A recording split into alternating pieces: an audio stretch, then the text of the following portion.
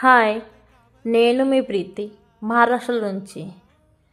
ఇవాళ నా స్టైల్లో కాకరకాయ ఫ్రై. కాకరకాయకు సన్నం కట్ చేసుకోండి. అలా కొంచెం ఉప్పు నీళ్ళు వేసి ఉడకబెట్టండి. 90% ఉడికినాక ఒక ప్లేట్లో తీసుకోండి.